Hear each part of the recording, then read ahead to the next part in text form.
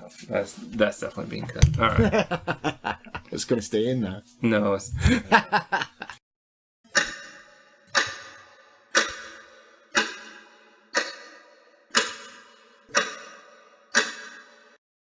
Hello and welcome to Filling in the Gaps. I am Justin. And I'm Darren. Today we will be discussing a game called the Sexy Brutale. This is a game that I'm rather fond of, that I think Darren is not. Yeah, that's a fair assumption. I really wanted to like it. I really thought you would like it. As a bit of history, Darren gifted this game to me at one point. I got it in Humble. And I said, after playing it for a few hours, that he was going to regret having given it to me because it is a fun game. And I thought that this would be the type of game... Well, I thought this would be the type of game he would like to play. And apparently I was wrong. But to play it, you were able to play it out of the Humble Trove. Is that right? I have it in the Humble Trove, but I got it again in another bundle. And it has cards, so I installed it this time. Because you can't get cards from the Humble Trove, so yeah. Forever in your library now. The Sexy Brutale. Yeah. This is a game that involves a bit of puzzling, I think. In a way, it's kind of point and click, but on a much bigger scale. There are a lot of different small stories happening at the same time, and an overall big story that carries your character through. You said it was very spy versus spy, and that's a reference that not many people will get, probably. But I totally agree with you. It's really spy versus spy, but in the 21st century.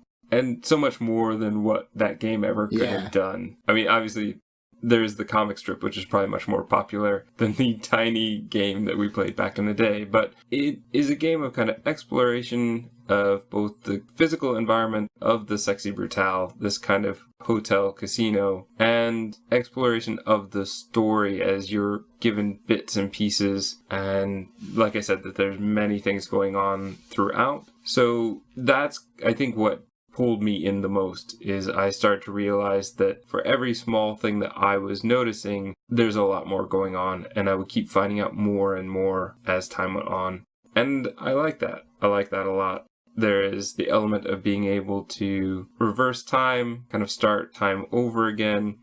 I think I feel safe, even in the spoiler-free section, to say that it is a game where you basically are in a time loop so that you will keep starting over and over again. But that's how you're allowed to explore the different storylines. It's how you're able to explore different elements of what's going on. Yeah, there's no death. It's like you can try things, you're allowed to fail because you just restart your day again.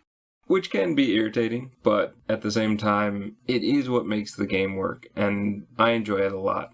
I'm going to be saying this many times in the spoiler section, probably, but I am still shocked that Darren doesn't like this game.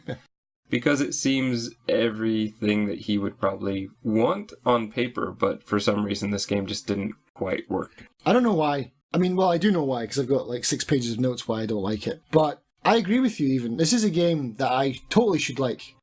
I wrote down some stuff, like I love the artwork in the game. I love the music in the game is incredible. I love the characters. I love the idea. I love how... I can't say that yet.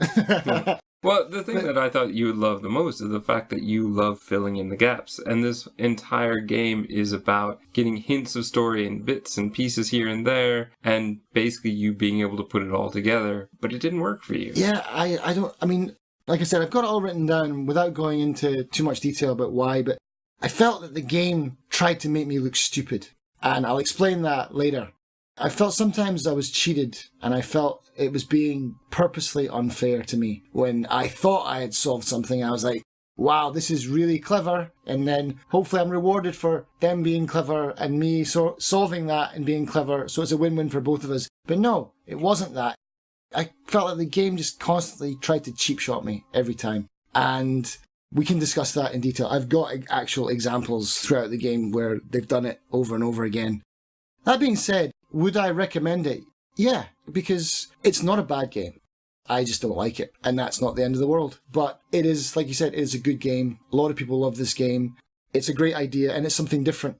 Maybe I just wasn't in the right place at the right time to play this. But once we get into the spoiler section, we can talk about it in more detail.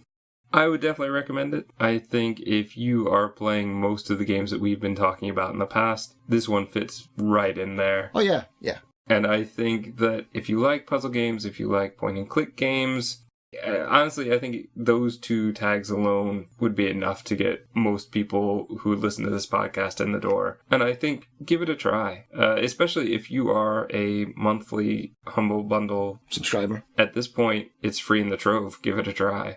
I mean, assuming that by the time we release this, it's still in there.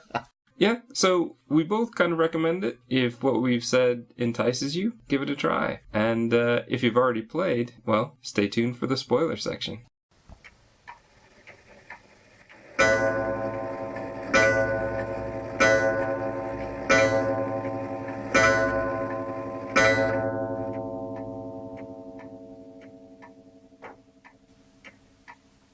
Welcome to the spoiler section. Darren. Yeah? Do you want to start or do you want me to start? Let me start. I think if I start, I won't finish. You won't finish? It'll just be like... And another 12 hours. Let's talk about the Sexy Brutale. So this game is, well, relatively recent by our standards. It's only from April of 2017. It was, I guess it's 2 game studios. It's Cavalier Game Studios and Tequila Works. And I like this game.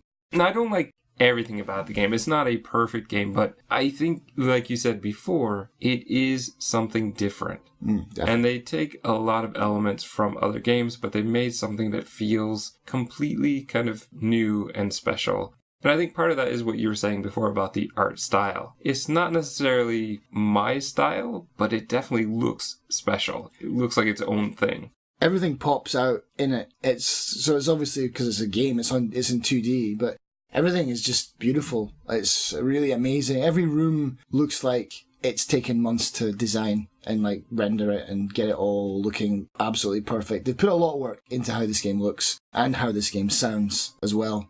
It is beautiful. And right from the beginning, you get some really great opening music. You see right away that interesting art style. It works with the controller, which is nice for me.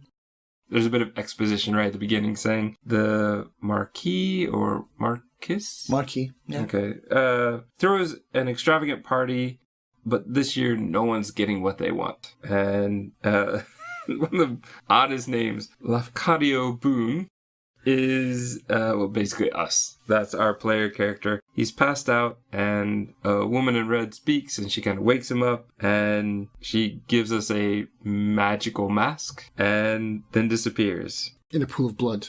Yeah.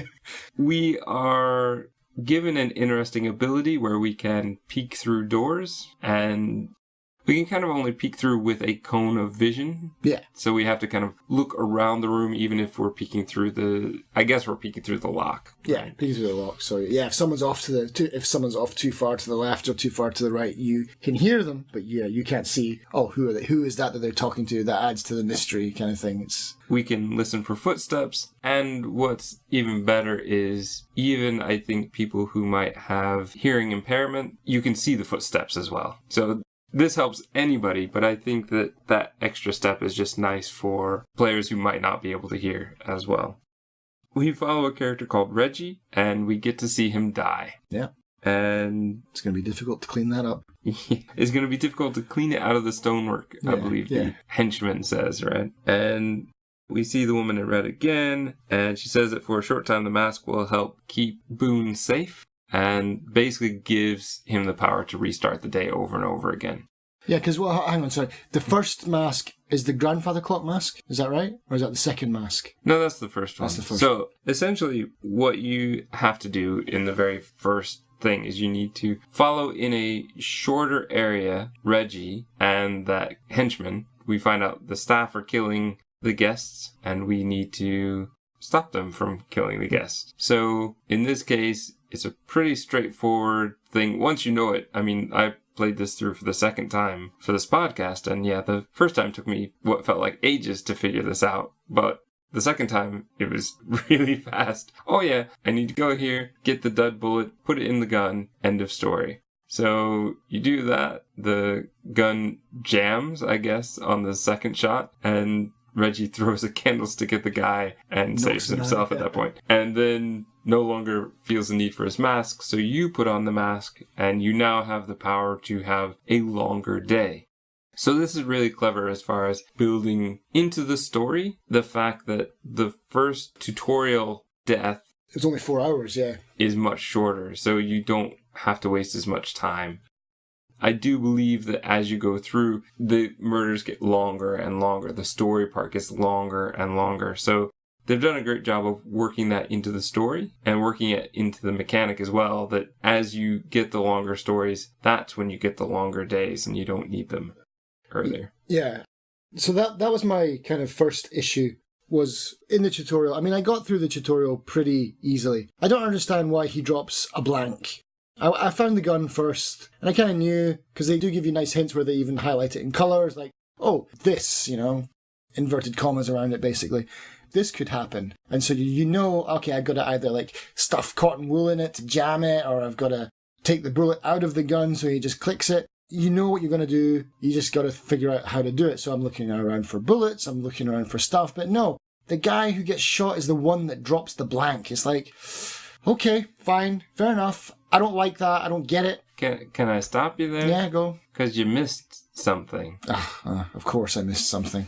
Well, what you could have done is watched him as he's searching through the safe. Oh, I found it when he was searching through the safe, and I saw him drop it. I'm just saying. Right, but he also says, what's all this junk in here? It just falls out of the safe. He's not carrying it. He doesn't drop it on purpose. It happened to fall out of the safe. It was in the safe. Okay, fair enough. But the next thing is, I love the idea of, well, actually I don't like time manipulation, as in all the levels from the Talos Principle that involve time, I hated them. Anything that involves time looping, I don't know, man. My head just doesn't work like that. Where this game, and I'm going to say this, objectively falls flat. I think you're going to agree with me on this. How often did you use the fast forward to 4 o'clock, fast forward to 8 o'clock, or rewind to 4 o'clock option? For me, 0. I never used that option. It's a dead mechanic. I used it this second time through. Right, okay. Yeah, so you're like me. In the first playthrough, you didn't use it at all. What I think this game needs to do, and I kind of wrote this down as well, I'm sure you've got a nice counter to why this wouldn't work, but I wish that you could just rewind time on the spot and just be like, blah, blah, blah, blah. Just go back and look at something again, rather than having to reset the day, or like if you missed a piece of dialogue, or if you're waiting for 7 hours in a cabinet somewhere, waiting for something to happen like I was for 80% of the game and nothing's happening, then rather than let time run out to the end, just have the ability just to go back an hour, or have the ability to go back even 10 minutes or something like that. The time mechanic, while it's obviously a central mechanic to the game and is very important because you need the whole groundhog. You need the whole groundhog. You need the whole Groundhog Day aspect to complete the game. I just wish they'd let you rewind it on the spot at anywhere in the house. I felt it was unnecessary for that. Yeah, the 8 p.m. and 4 p.m. just seemed so kind of, okay, why? Why not? Why not by the hour? But yeah, that's a minor niggle. Maybe. But yeah, the 4 and 8 p.m. thing I never used. It would be handy in the fact that there are a lot of times where you have to start over and then you have to start everything over. I don't know if maybe that was something they tried and couldn't make quite work. I don't know if it was something that they felt shouldn't happen, because the kind of idea with Groundhog Day is that you are going through it. And I think that the end story has to do with that fact. If you could manipulate time that much, then you would solve the game much faster, and you wouldn't feel that repetitiveness, that kind of stuck in this loop, because you would have so much control over the time. So perhaps it was a conscious choice to do that, to get that feel for the game. As a player, though, yeah, I would much rather be able to control time. Yeah. The reason that I said that they needed a slider on the timer, I wrote down something for an example. I wanted to get into the closet to see what's her name? Tequila Bell does. Okay, yeah, you're way ahead, but yeah, go ahead. At some point, I wanted to see what she did with the record at 4:05, yeah? Mm-hmm. But if you rewind to 4 o'clock, that doesn't give you enough time to get to that room. That's annoying. That they're making you go back to 12 anyway. You've got to reset and then wait for 4 hours to see that part. And I did this the entire way through the game. That's what really bothered me about this game. I was always just sitting around, because I don't know, I mean, I think I'm a very patient person, but I lost my patience a lot of, I didn't lose my patience, it just drained me, because I did want to just wait and see what happened, but I felt I had to do that in every scene, for every character, in every room. Because I wanted to piece it together. But things like that are really unfair. It's like, oh, you can rewind to 4 o'clock, but you can't get to see that part of the story because that happens at 4:05, and it's physically impossible for you to get from the grandfather clock room to that record room in 5 minutes. And what she's done has already happened. I think you might have missed a mechanic. Is there a way to slide time? Okay, so there are a couple things that maybe you missed out on. Yeah. One is the map. Uh-huh. So once you've seen what a person does you can at track a certain them. time, you can track it in the map, okay? Another thing is, did you reset your start to the clock that was in the next room? Yeah. And you still couldn't get over there in time to see? Can't get there in time to see it. So you had to go back to 12 o'clock? Yes. Okay. Yeah. No, I mean, otherwise I couldn't have completed the game if I didn't know that. Yeah, the chiming the grandfather clock so that you start in that room. Yeah, you would never be able to complete the game without that. Well, I wasn't sure at what point you stopped. Oh, no, I knew that from the beginning. Okay. Yeah. The other thing is, for me, there's just so much else to see. But like you said, I wanted to fill in that gap. I wanted to know what was going on in that room. And I did, but it just meant that I had to go back to 12. Right. And that's why I'm saying that 4 o'clock, 8 o'clock mechanic is broken. And either give us a slider or just I guess take it away would be even worse. But like I said, because everything felt so important and there was a lot of story and a lot of things to fill in, I almost felt like I had to just go back to 12 anyway to relive that day and just trail the next person through as best as I could. And then you've got all the people that try and mess with you and you can't be in the same room at the same time, which I totally understand because that would break the game. No direct interference is allowed. And I like that about that. I like the way that they've dealt with that. But yeah, so that was all I really wanted to say about the time thing. In that exact example. I don't know. I think I felt it a bit more the first time through. The second time through, I barely felt it because I could just not quite speedrun it, but basically. I think the first time I just felt that there were so many things to look at and see, and I was trying to find all the cards. Oh, right, yeah. Whereas the second time, I didn't care about finding all the cards. I've gotten them all.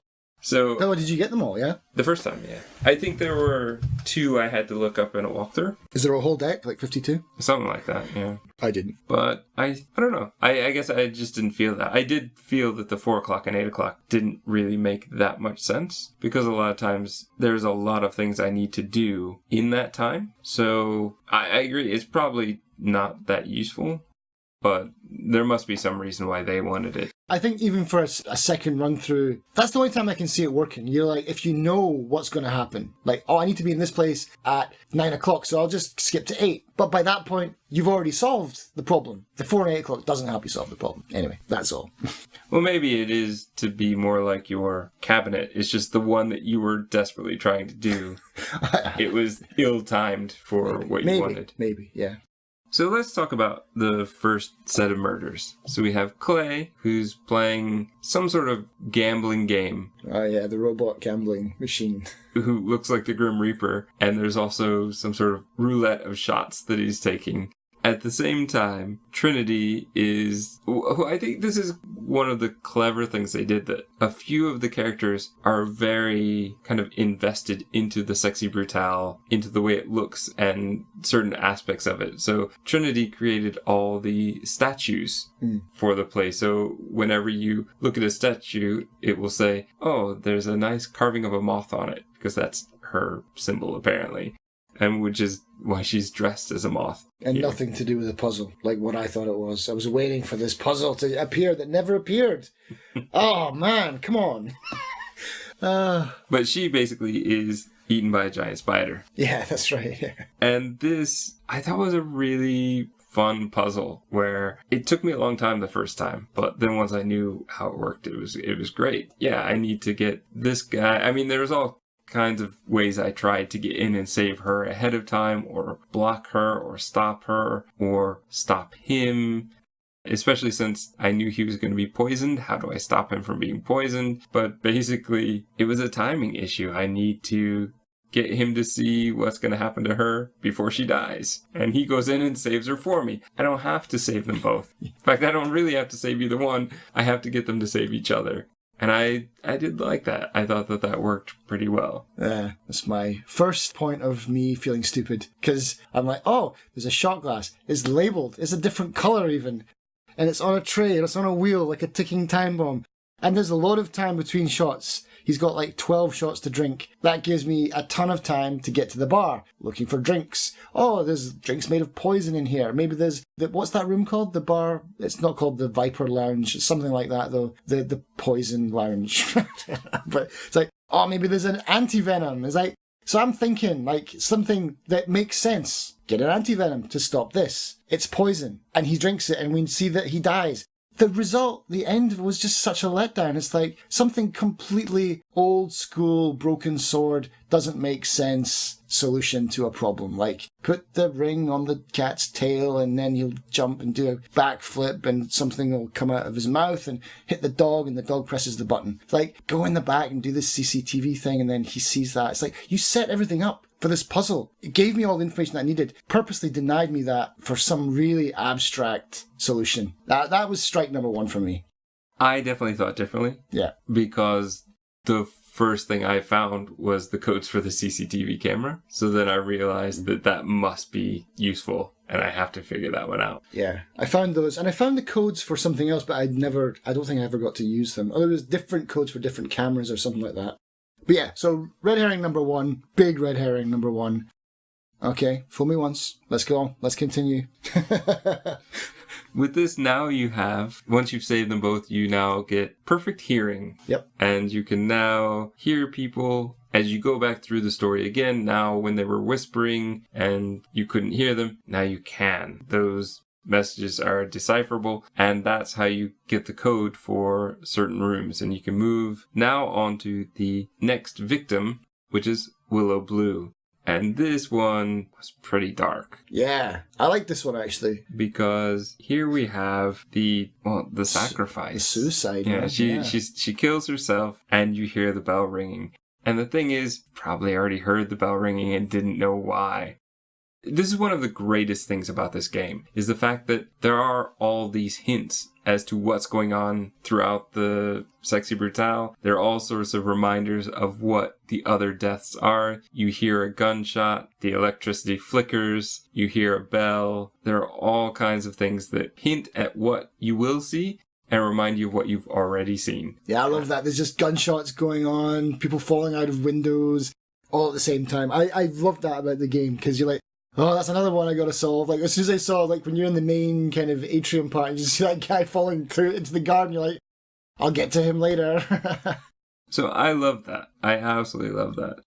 For this one, what I really love about this one is you really couldn't save her the first time. And in fact, you kind of need her to die so that you can get the key and then start time over with that key. You don't start with a key though, right? You need to use the key to find information. Yeah, you got to open something with the key and then that information. That's what I like about this. Because physical objects go away, but information stays. So once you know the password to the guest rooms, you always know it. You don't have to go back and get it again. And that makes sense. And that makes the game... That would make the game even more frustrating if you've constantly forgot things. Oh my god. But that's, again, the Groundhog Day effect, where we keep the information. Yeah. And so I think that works very well. I like that as a mechanic. Yeah. It's frustrating to have to find the objects again, but it makes sense. Yeah, especially like me when I forgot, like, where did I get that key for that chest again? I picked it up, but I couldn't use it last time. And now it's the end of the day and it's gone. Now I'll have to look for it again. Because those maps get insane towards the end, where there's rooms with like 6 doors in them. And I got lost a lot towards the end of the game. So who was that? Her special power was communion with the dead, yeah? Yes. Yeah. But before we get that, we have to fill the hungry charm. It's a cool idea. You take the charm and you basically get blood from different fish. Yeah. But I found that even the second time playing through, I seem to have found the recipe for it, but it doesn't actually say what the recipe is, so you kind of have to guess. And I didn't really like that. I did find that was kind of a weakness in that puzzle. Yeah, obviously you find the charm first, because it's just on the floor somewhere, isn't it? And you can go to the location where you're supposed to be, but until you find the recipe, that spot won't activate, yeah. kind of makes sense that if you didn't really know that you did that. But then why not say, like, oh, the recipe says go to the fish, you know? Or tell us what fish we need to go see. And maybe it's a glitch in my copy, but I've twice now played it, and both times was a bit perplexed as to which fish it was. And the second time, at least I knew what I was doing, so I could run through and guess. But the first time, I really had no clue. I was like, well, what is the recipe? Where is the recipe? Is it hidden in my inventory? And even the second time through, I couldn't figure that out.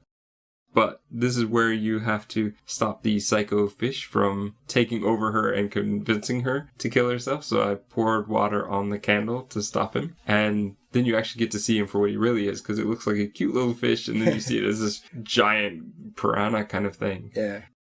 Or really even more like an anglerfish, because it's got the lantern on this, yeah.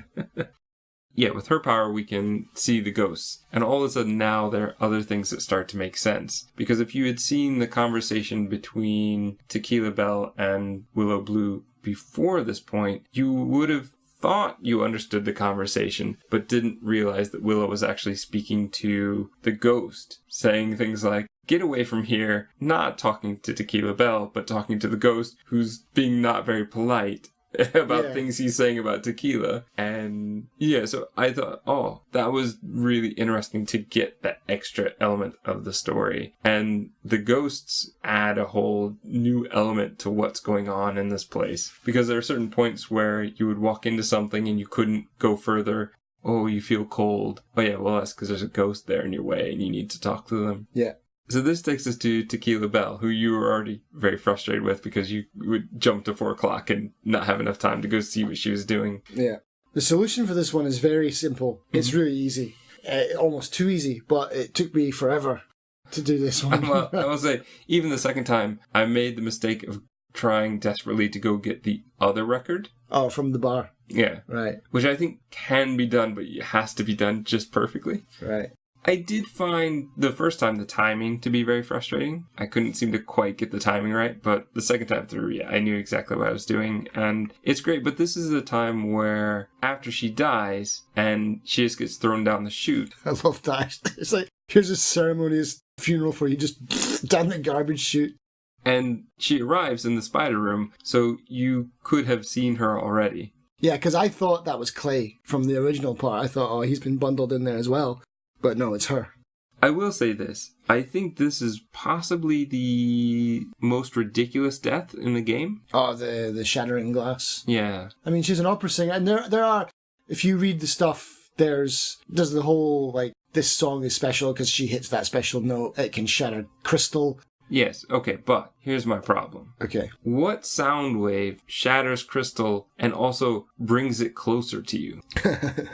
Maybe there was a vacuum on the other side of the room or something. No, there'd have to be a vacuum on this side of the room for it to shatter inwards, wouldn't there? And wouldn't the henchman be afraid of also being attacked by the glass? Impaled by crystal? He's basically right in front of the stage playing the piano. True. So I think they possibly didn't quite think this one through, especially since right after that, once you have that power and you use it, the glass goes away from you. Yeah. It doesn't come towards you. Yeah. So I have found that part to be kind of weak. But in a game that I love, it's kind of hard to... It's a work of fiction. Yeah. You can let them have it. But what I will say, just to kind of jump back now, is the other thing that annoyed me about this game is every time you get a mask, well, maybe not every time, but sometimes throughout the game, like for example, Willow's power and the locksmith, the lockpicking guy, they give you the power and they tell you the mechanic and they introduce that new mechanic to you saying, oh, you can do this. But then they withhold that from you until a time when they deem it ready to be used. Like the lighting the candles, you're like, oh, I can see ghosts now, but you still can't light the candles. I still can't get through this space or whatever. They do that with that one, with the ghost seeing one, and they do it with the lockpick. Oh, I can pick any lock, but not this one. Like, come on. Stop introducing mechanics that aren't, like you saying that they do one thing, but you withhold that power until later. Just don't give it to me until then. Until you're ready for me to start using it. And don't give me the guy who literally in the game says, I can pick any lock in my sleep, but just not this handful of locks. Really? Just don't put a lock on the door. Just bolt it from the other side. Anyway, okay, there's more. You do get to use some of those things like the lock picking, the glass breaking. You get to use them going back and looking for cards, basically. Yeah. The lockpick is used for a lot of chests and some of the doors, but not all of the doors, even the doors that have locks on them. I don't know if this will fit in here, but did you notice as well that only some of the rooms in the game are labelled on the map and are also labelled as you walk into them? It'll be like, the study. It doesn't exactly say the study, but it'll tell you where you are for some of the locations, but not for all of them. So some of the rooms are labelled, and some of the rooms which you get labelled keys for, like this is for the master bedroom. But the master bedroom isn't labelled. Sometimes I wonder if these guys were half asleep when they were making this game. Things like this they're gimmies, they're easy. I don't know if they're purposely trying to mess with me and make me angry. If so, well done, guys. But what are you trying to do here? You're just doing this on purpose, it seems, to make things difficult that shouldn't be difficult. Do you know what I mean? They've labelled the rooms that aren't important, given you labelled keys, but then not labelled those important rooms where you use the keys. Not for all of them, for some of them. I noticed it because I wrote it down. I just don't even remember this, so go on. And I don't have anything else to say on that. I just wondered, there's a lot of red herrings in this game. Too many. For a regular puzzle, like we've talked about escape rooms and stuff before, it's like the general rule is like one per room. Anything more than that and you're starting to mess with people's patience. I found that there was multiple red herrings. I guess because the story is broad and overarching, you can stumble upon those same red herrings. Or maybe they come into play later because you're repeating some of the same rooms over and over again. But I felt there was too many of them. A lot of red herrings. Anyway, get that off my chest. That's fine. I didn't feel that way. Yeah. So we're pushed now down into the theater, and here's another double murder with is this the magicians? Grayson and Red. Well, sort of. I mean, they're not really magicians. He's an escape artist. Right. Well, one can pick locks, and the other one is just really strong. I think it was meant to be a magician would come in here, but they were looking for something called the Moloch egg, which is supposed to be worth a lot of money. The one character checks on it. Grayson, I guess, checks on it. He is trapped, and spikes start lowering, and Red eventually will die of electricity trying to save him. I like this puzzle. This is where you get your lighter finally, and so now you can start actually lighting the candles that hadn't been lit before so that you can see what the ghosts are saying and talk to them. They often give you hints. This is one of those times where you see henchmen seeming to disappear into a room where they can't disappear. I mean, there's no other exit, and I think it was at this point in the game where I finally went, wait a second, there's something going on here, and I remember that even from the first time, but I don't remember noticing it before that.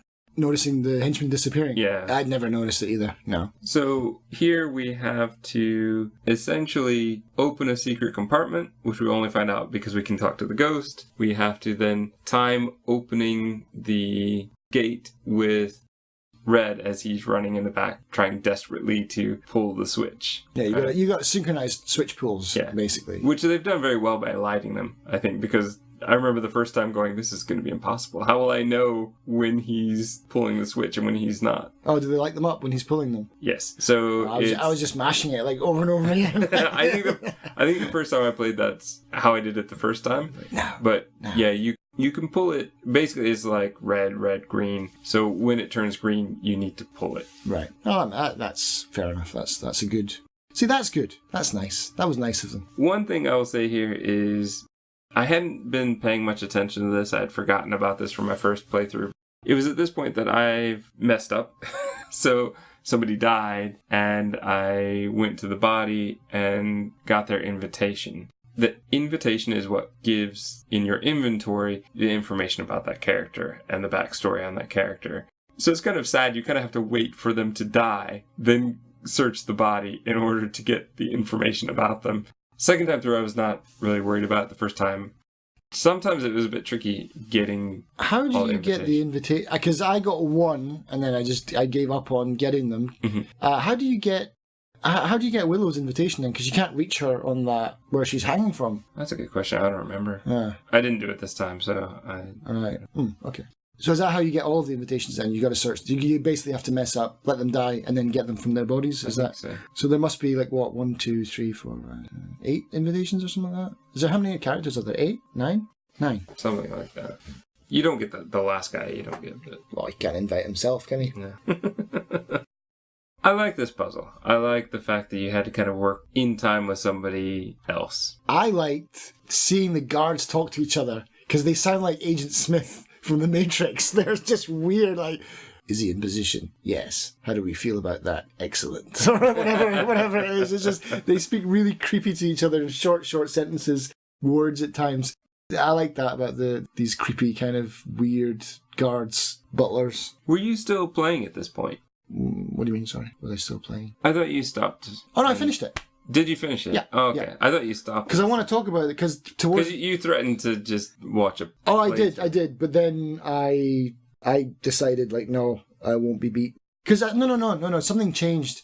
We'll talk about this as we get through, maybe the next murder. But I felt that whole middle part, the tutorial was on point. The beginning of the game got too difficult, too quick for me. And it felt like a very, very, very long tutorial. And then by the end of the game, I was like, oh, I understand this game now. And I had a real good time playing the very last level.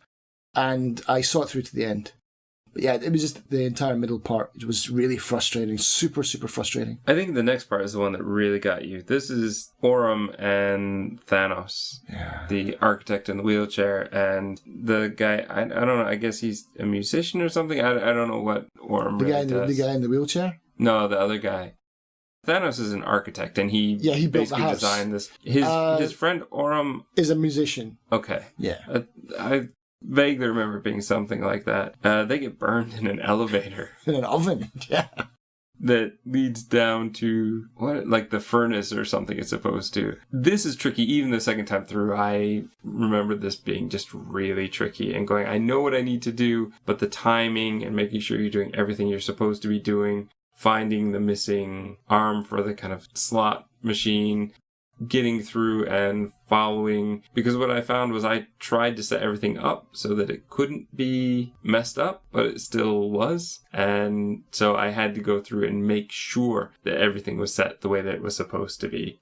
There is an issue of timing. If you don't get to it just in time, then the arm becomes broken and you can't, even though they're just talking. Oh, really? Yeah, even though they're just talking, and you have another minute where you could keep pulling and get to I think the heart is what you needed. Yeah.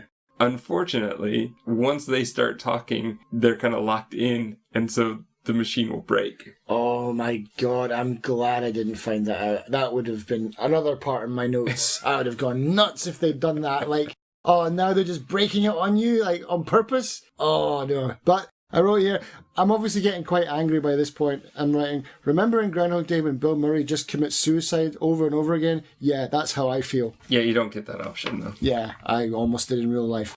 You did not. No, I did not. That's a joke.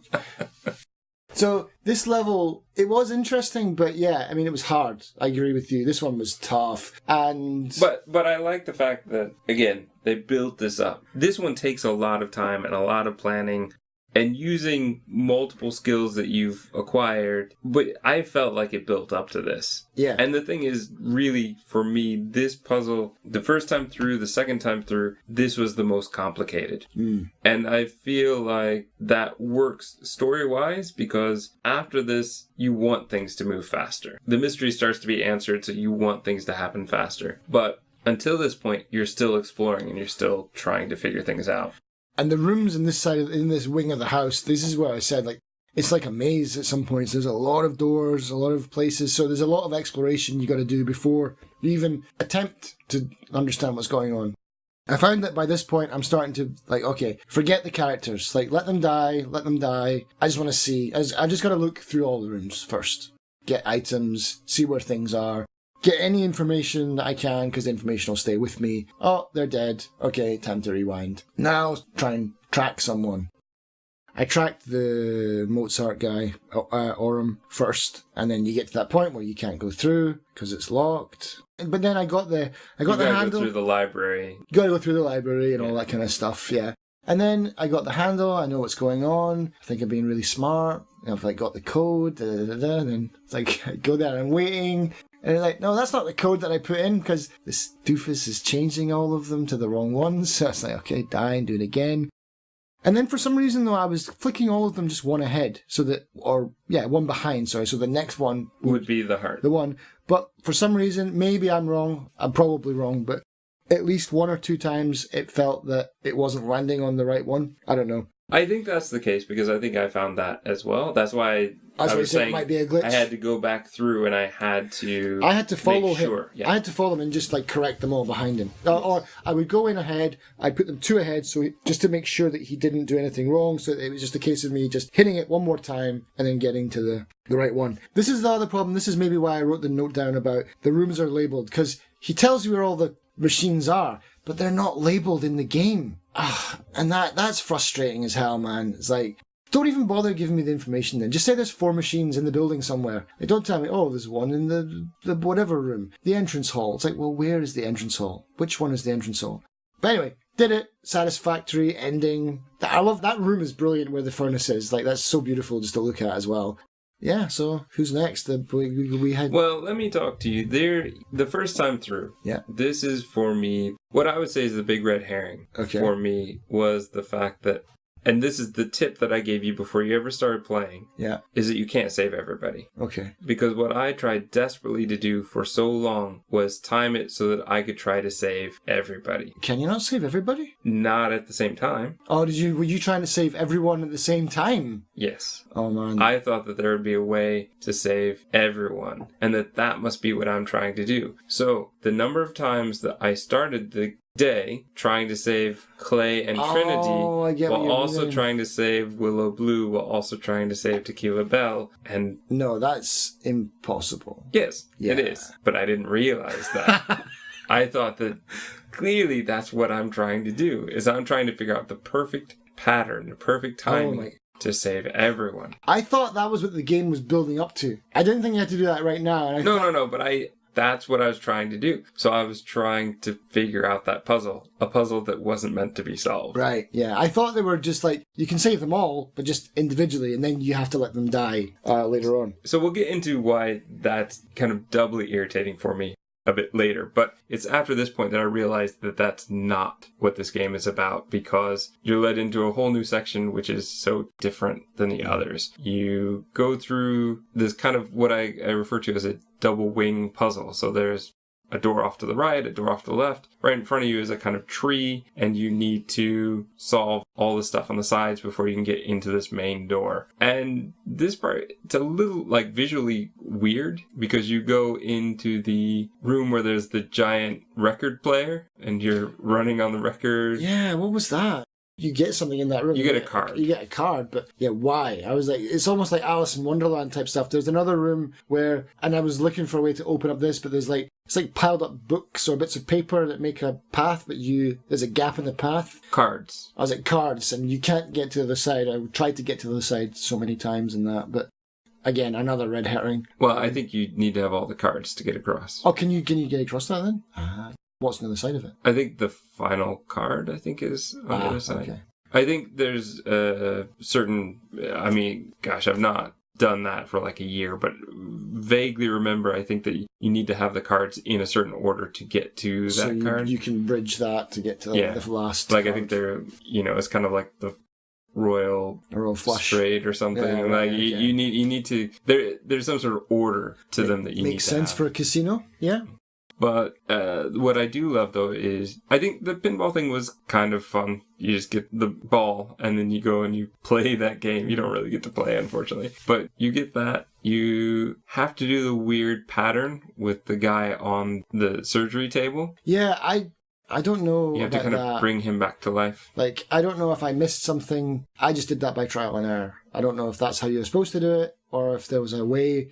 I think that there are hints as you push buttons, but it's not a very hard. It's not complicated, but I wasn't sure if I should come back later, but I stuck with it. It only took it's not complicated. 5 minutes. What did cause me trouble the first time through was the tree. But that is a beautiful puzzle. It's a great puzzle. Because it fits into the theme of everything that's going on.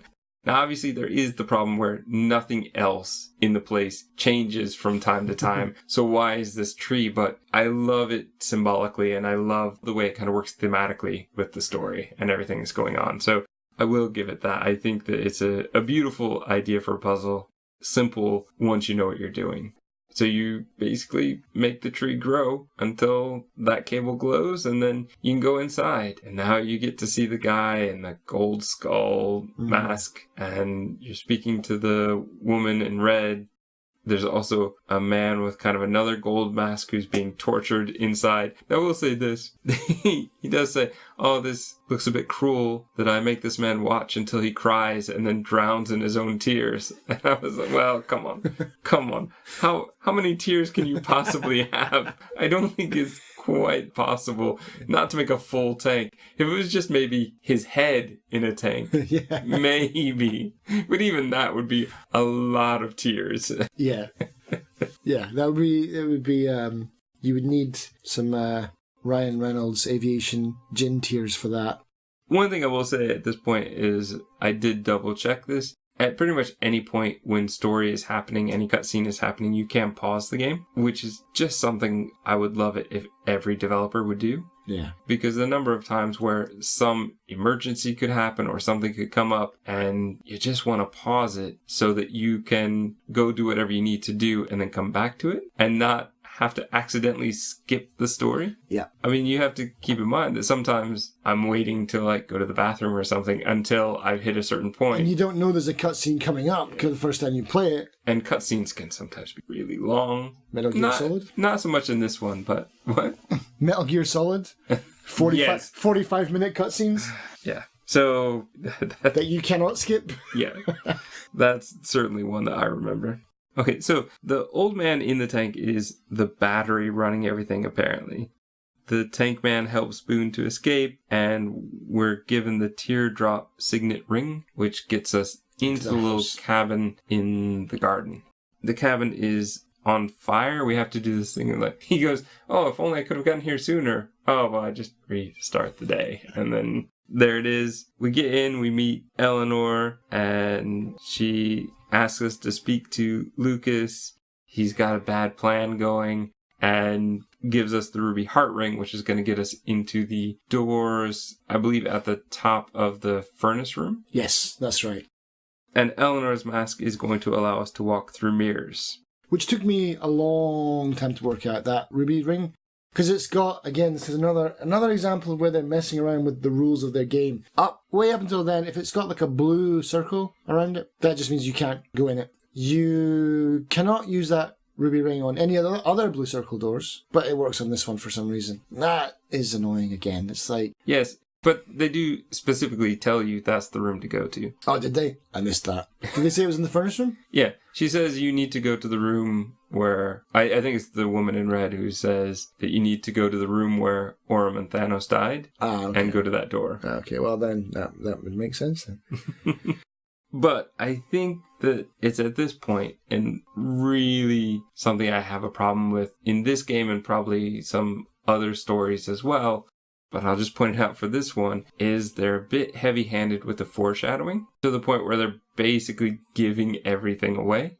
First off, the only woman with red hair, and then the woman in red has red hair, and she says, pregnant Eleanor says, oh, I think my husband's got a bad plan. So we already know that something is going to go wrong with this plan. We already know that something is weird in this world. So I feel that they've been a bit heavy-handed at this point. And then it gets even worse because there's a bit of scene just after we walk through the mirror where the woman in red basically like holds her stomach as though she's sad she doesn't have the baby, and it's just too much. She also at another point kind of references the fact that her uncle is Reggie, I think, which if you got the invitations that would have given away a lot, I believe. Right. So I think that they were just too much at this point, just way too much, like here's what's gonna happen. Yeah. Because then it takes away the fun of actually finding it out within the story. And they've been so not generous with giving you any information up until now. Point. And then all of a sudden it's like, we can't wait to tell you what's going to happen. It's at this point that the gold skull guy takes us on a tour, shows us everybody dying. And here's another part where I get really frustrated with the story. Because he basically says, well, none of this stuff is real. So especially the first time through when I had wasted so much time trying to save everyone desperately and trying to find the secret timing to save everyone at once, and then finding out, oh, well, that couldn't happen, and it doesn't really matter because these people didn't really die this way anyway. I wish spiders grew this big, but they don't. Oh, okay. No, they didn't really die this way, or this way, or this way. No, sorry. That's all. It was all a dream. Yeah. Oh, it was so frustrating. Yeah, because it's a cool idea. It's like giant spiders, weird freaky casino. I liked it better that way. Yeah. I liked it much better that way. When you started saying, no, none of that stuff is real, I was like, oh. Yeah, it'd be like the end of Grim Fandango when they're just like, oh, Manny wakes up. And he's a human. And he's a human, yeah. Whew. Phew. But we're basically led into what's going to be the big reveal, I guess, where we see Lucas and we find out he's planning to blow up the Sexy Brutale because it's losing money and he's about to have a family, so he wants to restart everything again. So his big plan is to get insurance money. So he set up a bomb, but he's done something wrong and it's going to blow up too soon and the whole place catches on fire. The woman in red makes it no secret that she's clearly, like, there are too many hints she drops here at this point that she is Eleanor. And basically, at that point, I know everything that's happening. And this puzzle, the first time, really irritated me and kind of frustrated me. I think at this point, I just wanted to be done with it. I'm like, okay, well, nothing seems to really matter anyway. Like so many other stories where we've been led to believe something is true, but it's all in imagination or purgatory or some other coma. I think we mentioned that one before. Yeah. That I'm like, I'm no longer now as interested in the story as I was before. I felt like there was something more here. I did like the reveal where all the guards take their masks off. I do think when it's the guard. So for those who maybe haven't played for a while, what happens is you have to stop the bomb from going off prematurely. So you have to go get wire cutters and then you have to restart the day, but from the bomb. And that took me a long time to figure out because the clock's on the bomb. Oh, yeah. And so I need to reset my save point to the bomb because I kept going back and forth between the two rooms, not knowing how to do it. Second time I remembered, boom, it makes perfect sense. It's kind of a clever puzzle, but the first time, really frustrating. But then you get the reveal, oh, well, it's Lucas. And the guy in the gold skull is, of course, Lucas. And then Boone is also Lucas? Yeah. So, yes, but it's so weird because throughout the game, we've been referred to it by a different name. So many times, the characters say, oh, Lucas respects you so much. I want you to talk to him. You want me to talk to myself? Like so much of the other conversations they've had with this character now don't seem to really make sense. And I'm not sure exactly what they're trying to go for there. I thought that maybe, this is a long shot, but I thought maybe they were doing like a kind of thing where... well, spoilers yeah. Okay, delete that. I wonder if that's the same kind of thing. They're all like, oh, you should talk to Lucas. They're trying to help him remember. But again, that doesn't really fit with what the story is. But it doesn't fit because anyway. All these characters are just not in real his head. Anyway, yeah. Yeah. So because they're all in his head, it doesn't make sense to me. And I do feel like when you said you didn't like it, at first I thought you had gotten through and you thought, oh yeah, the ending of the story is a bit weak. Which I can totally support. I think at this point, the story isn't quite as interesting as it was before. I wanted the giant spiders. I wanted the weird venom in the shot glass and the roulette. I wanted the weird magic death. You know, the magic, they're checking out the egg and they get caught in this trap. Yeah, and then it's this cunning ploy by this evil mastermind.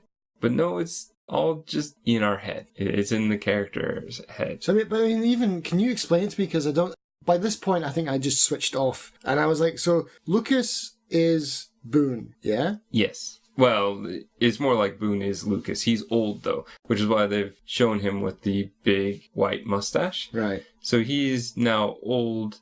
All the other characters are still stuck in that time in his head. But Boone is actual Lucas who survived all this. And he jumped out the window and he survived, whereas everybody else burned to death. Okay. And so he's presumably in Arkham Mental Asylum. Something like that. Reliving this. Yeah, so that leads to the final thing. And I do like this because I like stories where your main character is left with a choice at the end.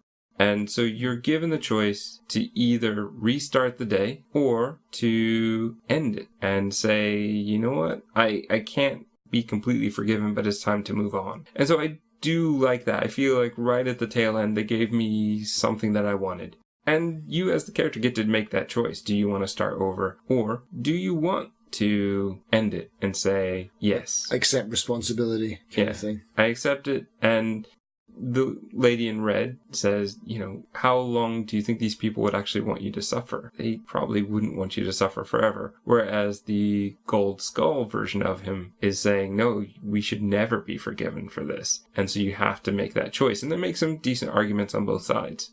And you need to decide. What did you decide the first time? I think the first time I started over because I wanted to try and save everyone. I think I was so convinced that there was a way that I could save everyone. And then I had to look it up. Is there a way to save everyone? Trying desperately not to find the answer because I really wanted to find this answer. So frustrated that there wasn't one. I'm hoping that there will be a game, something like this in the future, where we will be able to save everyone. And that's the point. A more kind of going into the idea of just like source code, where basically you have to keep going into the same situation over and over again. And each time, because you gain more knowledge, you can possibly have a better outcome. Yeah. So I would like to kind of see that element to the game. Maybe something that isn't so kind of mental coma, I need to be forgiven kind of thing. I would like it to be something that's more real.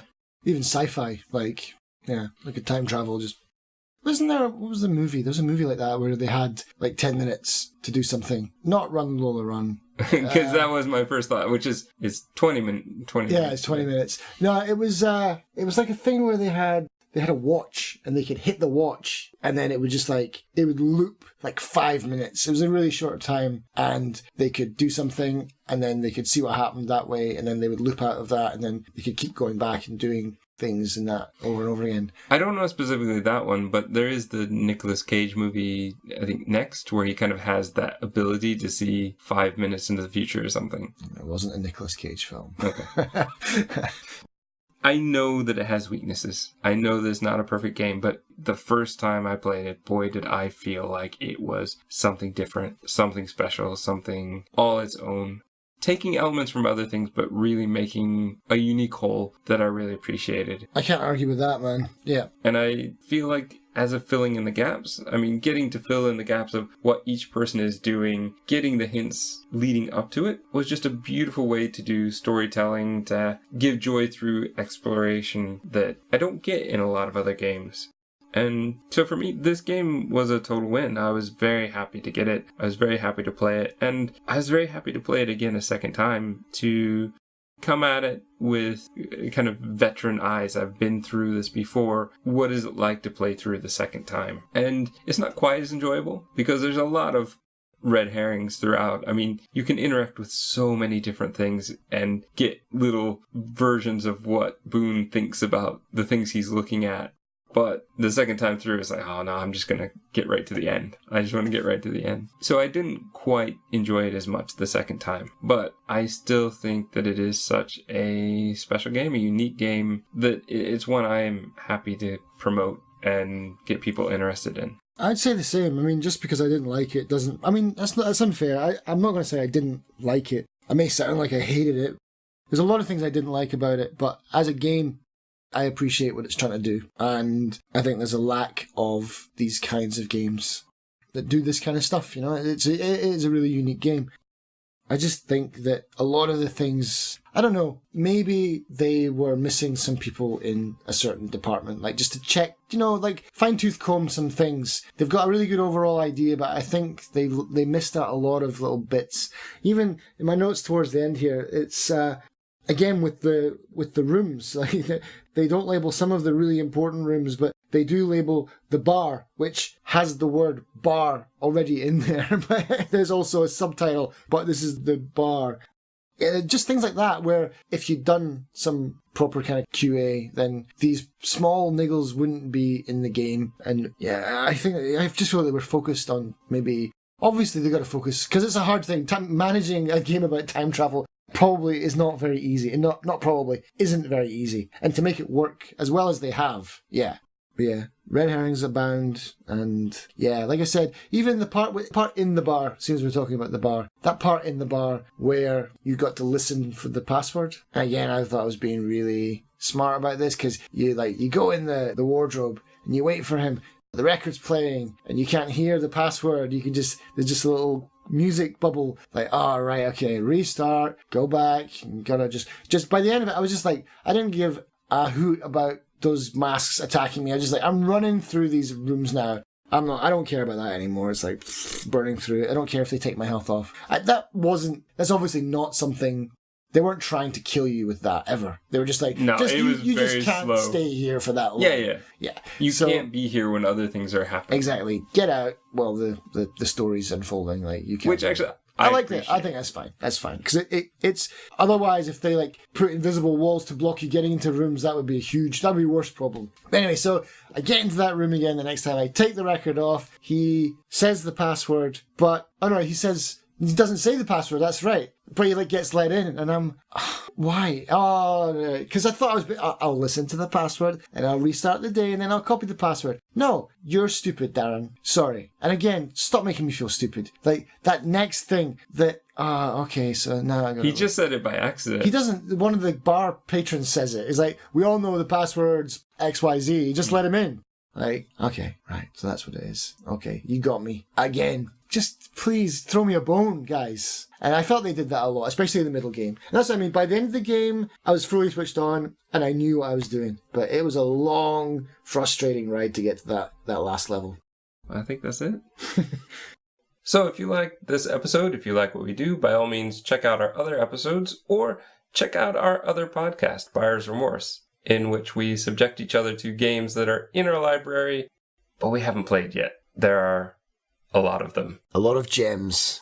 And not so much. We also have our Steam group under the same name, Filling in the Gaps, where we do reviews, we put out announcements for upcoming episodes, and Darren is very good at giveaways. I love doing giveaways. I'm the giveaway person, yeah. So if you want to solve some puzzles to win some games, join the group, give it a go. Some of them are hard, some of them are, well, not so hard. And if you want to leave us some comments, say how great we're doing, hopefully, or some ideas on how to maybe improve things a bit, or games you'd like to have us play, movies you'd like us to watch, Filling in the Gaps podcast at gmail.com is still probably the best way to get a hold of us, though we do tend to check comments when we get them. We have so few that we treasure them. Put them in little glass boxes. Gaps filled or more gaps created.